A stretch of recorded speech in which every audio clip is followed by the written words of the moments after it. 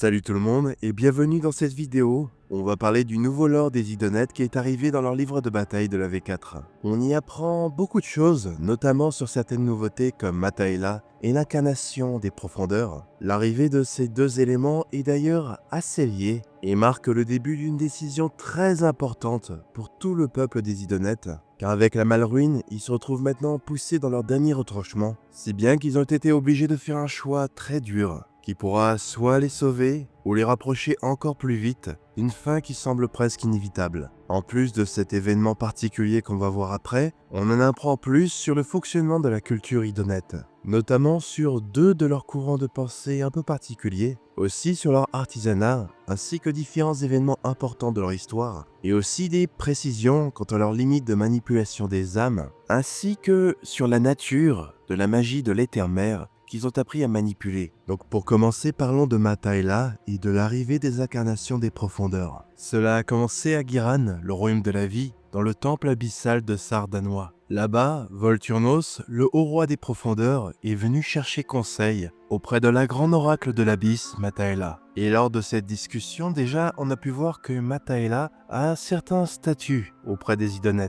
Même si Volturnos est le dernier des Sitaï et donc le plus ancien des Idonets, il accorde un énorme respect à l'oracle. Ce qui montre que même si en tant que haut roi, il a un grand pouvoir politique et militaire, elle semble avoir une influence presque équivalente auprès des Isharan et du domaine religieux des Idonets. Quoi qu'il en soit, Volturnos était venu chercher des conseils auprès d'elle, car la situation était devenue critique. Les Skralaïch, les Skaven dans leur langue, étaient partout. La Malruine avait causé des dégâts irréversibles dans les profondeurs des océans, et en plus de cela, les Omra semblaient clairement avoir conscience de la présence des Idonets. Certaines flottes Skaven sondaient les littorales et draguaient les fonds en quête de leur cité, et ils utilisaient même des sous-marins pour les atteindre. Les Idonets étaient dos au mur, et Volturnos avait besoin des visions de Mataela pour qu'elle le conseille sur la meilleure voie à prendre. Et sa réponse a été assez simple, mais extrêmement drastique. Pour survivre, les Idonets devraient éveiller les océans. Une initiative qui aura un coût si lourd à payer que nombre d'abyssaux pleurèrent lorsqu'il fut mis en place. La première partie de ce plan nécessitait d'invoquer les incarnations des profondeurs. Et pour ce faire, cela nécessiterait d'utiliser les âmes de leurs ennemis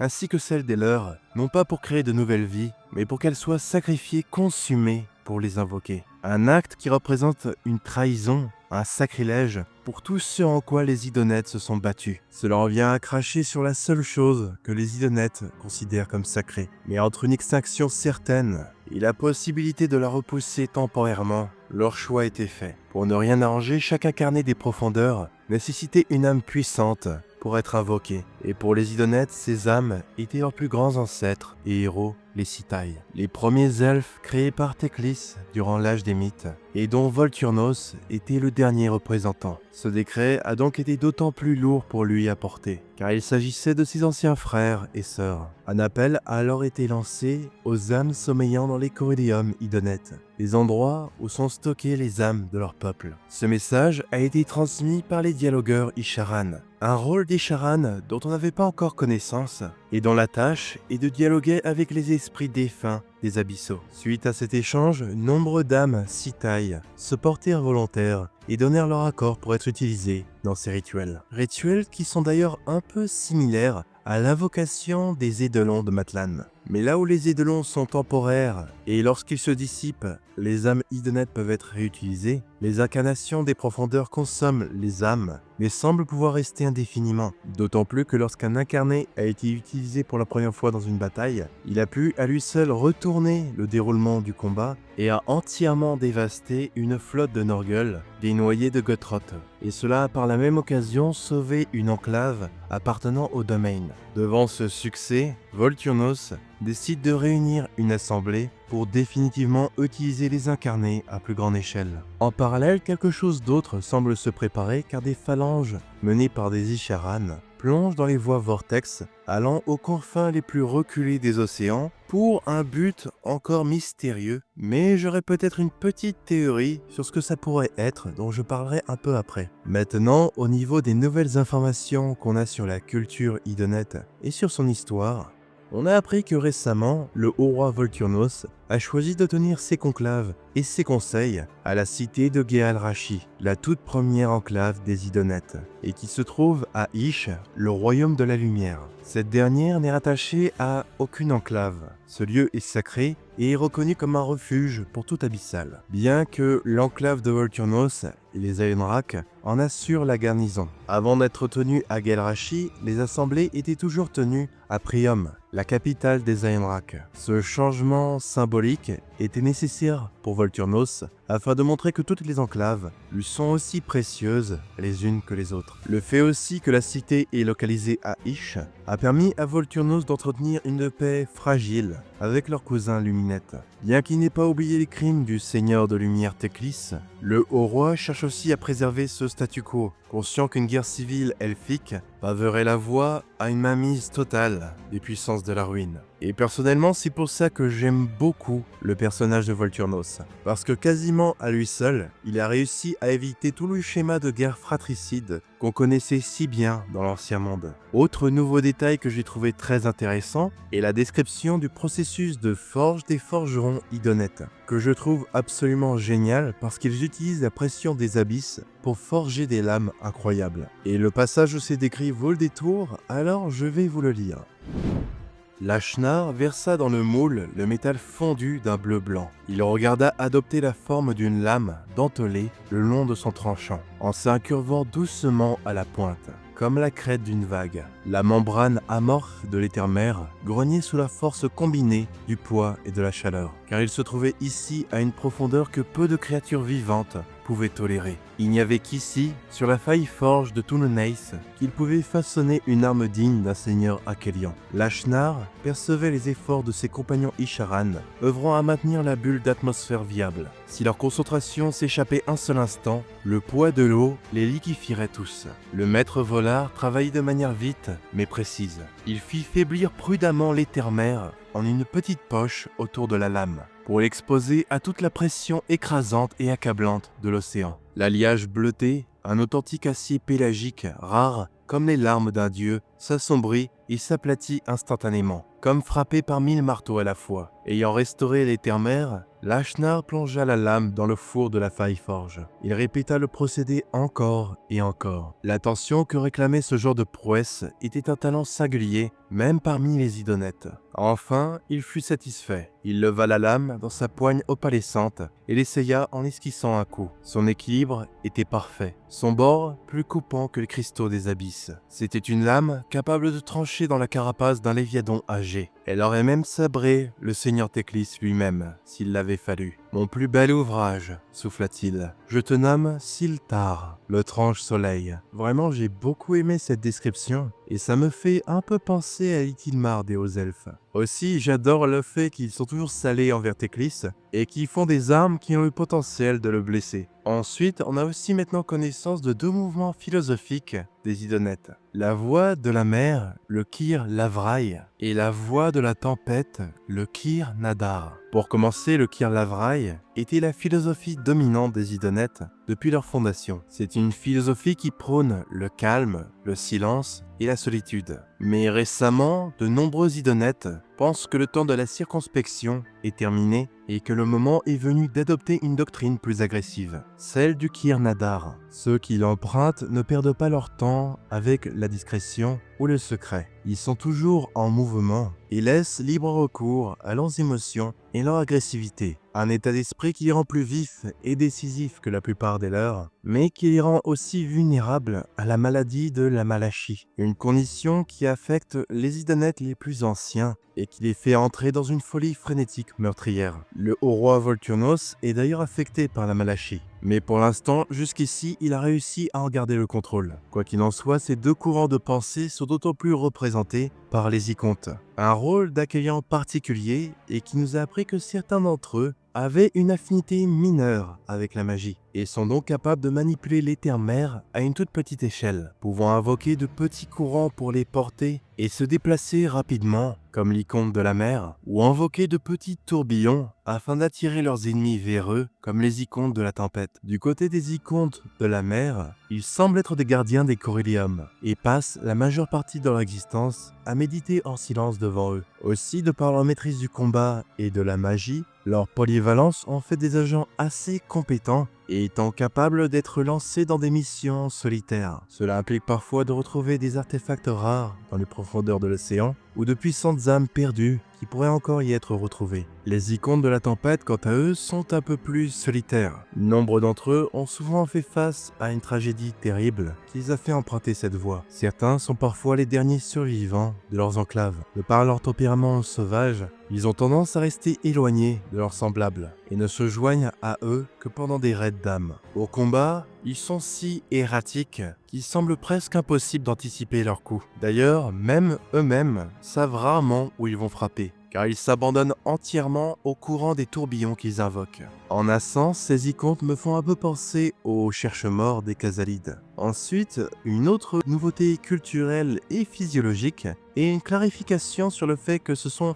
les Namarti qui sont naturellement chauves chez les Idonètes, mais que les Isharan et Akhelian ne le sont pas naturellement. Et donc, ils se rasent régulièrement le crâne volontairement. Autre détail, on voit aussi un peu plus comment les créatures marines sont utilisées dans le quotidien de la vie des Idonètes. Les Isharan subjugateurs, qui semblent être un nouveau nom qu'on avait avant pour les Isharan en Belor, ne domptent pas seulement des bêtes de guerre. Ils domptent aussi toutes sortes de ménageries de créatures dont chacune remplit un rôle crucial. Par exemple, ils apprennent avec des carpes luminaires à nager selon des motifs géométriques pour former des avenues éclairées au sein des enclaves. Et ça, je trouve que c'est un détail logistique assez intéressant, car comme on peut se l'imaginer, les Idonètes doivent pouvoir se déplacer en nageant sur leur monture, donc on ne serait pas sur une circulation en 2 dimensions, mais bien dans tous les sens possibles. Aussi, les subjugateurs domptent des poissons foreurs qui leur aident à étendre leur réseau de grottes sous-marines. Ils utilisent même des créatures vivant dans les volcans sous-marins, semblables à des magmadros aquatiques,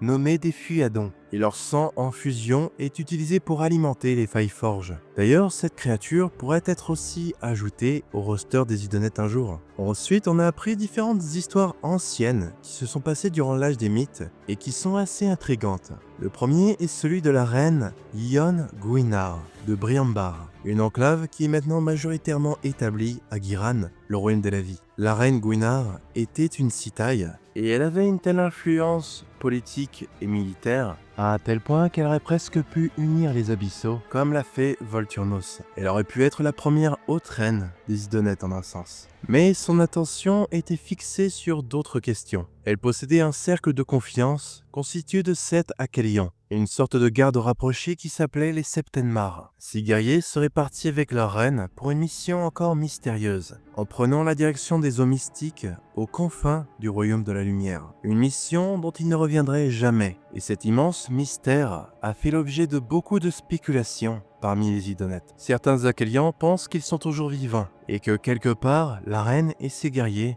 protègent les enclaves d'une menace inconnue. Ajoutez à cela des rumeurs de chevaucheurs d'anguilles aux armures d'or et aux yeux brûlants comme des rubis ont été aperçus sauvant des Idonètes in extremis ou guidant des phalanges perdues. Personnellement, je me pose pas mal de questions sur cette histoire. Peut-être que Guinar et ses guerriers ont atteint les frontières de Ish et sont devenus des Luminarians, des êtres ayant obtenu l'illumination aux frontières du royaume de la lumière, comme l'a fait d'ailleurs le dieu Tyrion et certains de ses fidèles. Peut-être que ce sera un régiment de renom dans le wargame dans le futur. Sinon, il existe aussi une deuxième possibilité qui serait liée avec la fameuse théorie dont je parlais plus tôt et que j'aborderai en fin de vidéo. Une deuxième histoire de l'âge des mythes fait référence à une rébellion Namarti. L'un des leurs, qui se faisait appeler la Voix de la Vérité, a réuni les siens pour combattre les inégalités entre eux et les Akhelians et Isharan. Cette rébellion a été de courte durée, car la Voix de la Vérité a été tuée lors d'un accrochage contre des cavaliers Ishlain.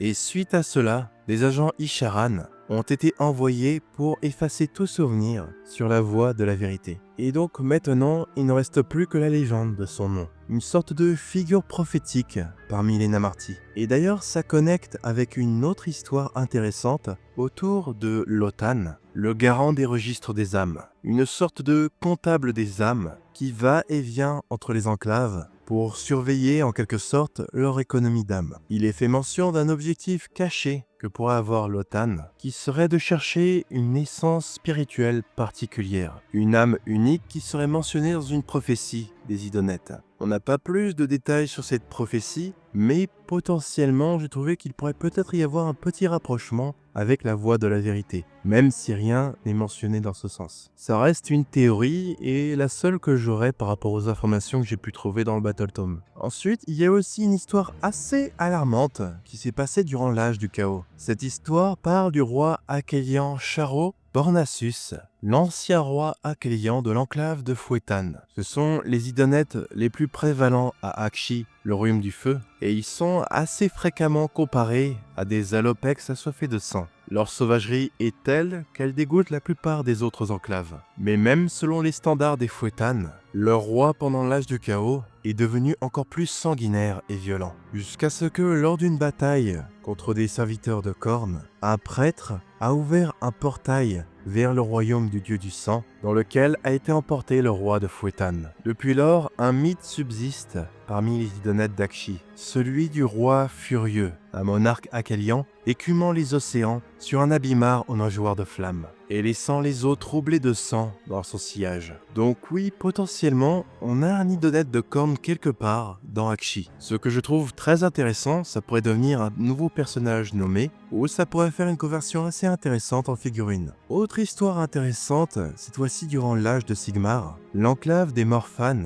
qui se trouve à Shaish, le royaume de la mort, a découvert un moyen d'utiliser les âmes des morts vivants. Car jusqu'ici, les énergies nécromantiques rendaient cela difficile. Mais ces derniers préfèrent en garder le secret pour le moment, car les autres enclaves y verraient peut-être de la nécromancie. Et honnêtement, vu l'aisance qu'avaient les Morphan à pouvoir relever les Namartis encore et encore, ils étaient déjà plus ou moins des nécromanciens selon moi, mais là, il semble qu'ils aient passé encore un autre cap. Cela dit, à voir quel genre d'effet secondaire pourrait avoir des âmes de morts-vivants sur leur nouveau-né. Car on sait que les Idonettes ont tendance à éviter par exemple d'utiliser des âmes d'individus trop corrompus par le chaos. Ils l'ont déjà fait par le passé et leurs hôtes étaient quasiment instantanément affectés par la malachie. Encore une autre raison pour les Idonettes d'haïr et de combattre le chaos. Car la victoire de ce dernier signifierait à coup sûr leur fin, car même s'ils trouvaient un moyen de rester cachés, ils se retrouveraient alors sans âme utilisable. D'ailleurs aussi, ce qui est intéressant, c'est que depuis le décret de Volturnos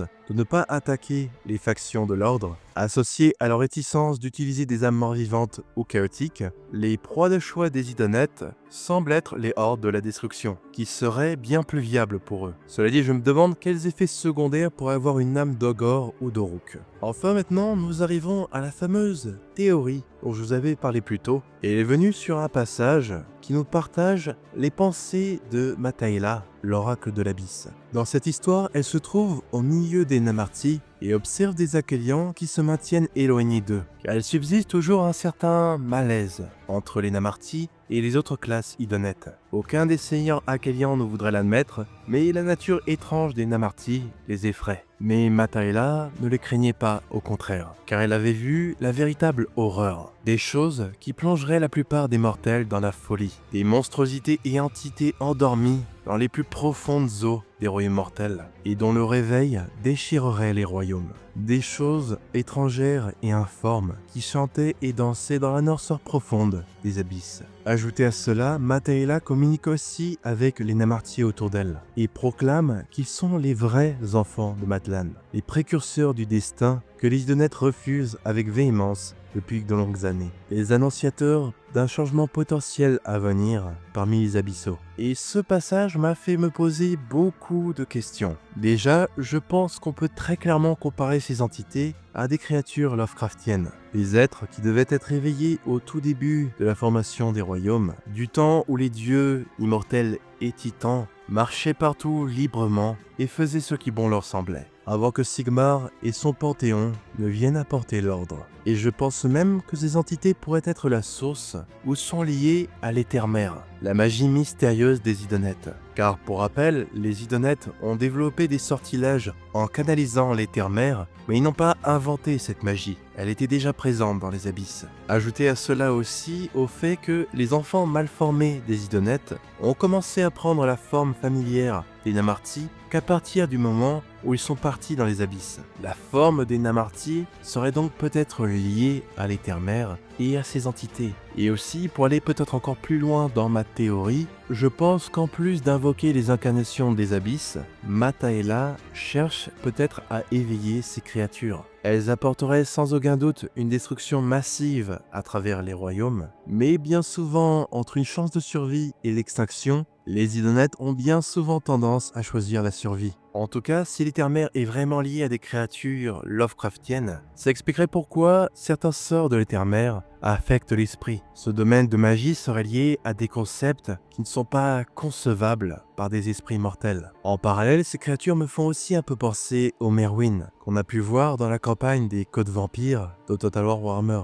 Et d'ailleurs, même si l'âge de Sigmar est très éloigné en termes de temporalité à l'ancien monde, j'irais même jusqu'à dire que le domaine de magie de la Côte Vampire y peut être lié à l'Éther-Mère. Le côté abyssal, la vocation de vaisseau spectral même, je trouve vraiment que c'est très lié. Et après tout, si les vents de magie ont été libérés après la destruction du monde qui fut, peut-être que d'autres énergies et d'autres concepts l'ont aussi été. Et en passant, je trouve que ce serait très stylé d'avoir la Côte Vampire dans AOS. Des flottes de morts-vivants ont été mentionnées par-ci par-là, donc ça pourrait aussi être une faction future pour la mort, qui n'a encore que 4 factions pour l'instant. Même si ce serait aussi génial de voir arriver les Côtes Vampires pour Oddworld. Mais quoi qu'il en soit, je trouve qu'il y a un lien un peu particulier entre la Côte Vampire et les Idonettes. En tout cas, voilà donc pour les théories que je voulais vous partager. N'hésitez pas à me dire ce que vous en pensez. Si vous avez apprécié la vidéo comme d'habitude, n'hésitez pas à liker et commenter. Merci infiniment aux membres, tipeurs et ceux qui utilisent le lien partenaire dans la description. Ça soutient énormément la chaîne et je vous dis à la prochaine.